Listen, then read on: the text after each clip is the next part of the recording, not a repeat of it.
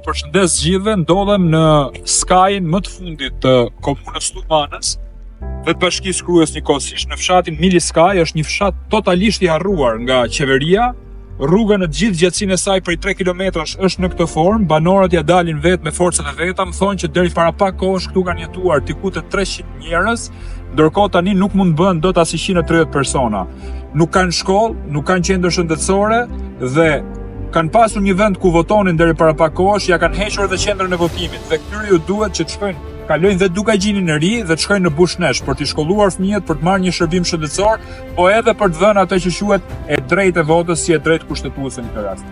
Edhe Dukagjini i ri, pastaj që vjen një fshat pas pi, është totalisht i harruar. Deri para pak kohësh aty kishte 5 pallate, ndërkohë tani nuk ka asnjë. Si pasojë e rënies tërmetit, janë prishur shtëpiat dhe ata banorë janë shpërngulur pikërisht në Thuman. Janë zona shumë të harruara.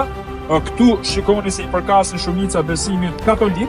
Është ndërtuar një kishë, e cila është vendi i vetëm ku banorët mund mblidhen në një jetë komunitare. Pjesa tjetër e rrugës është kështu, të gjitha shtyllat e pritave ishin totalisht rënuara, po binin, sidomos në këtë ditë, në këto momente që po fryje dhe erë dhe po bie shi, rrezikohet edhe jeta e banorëve. Totalisht i rënuar, pa shkollë, pa ambulancë, pa qendër votimi, i shfrytëzojnë këta njerëz, thuajse janë prapje eksperimentale.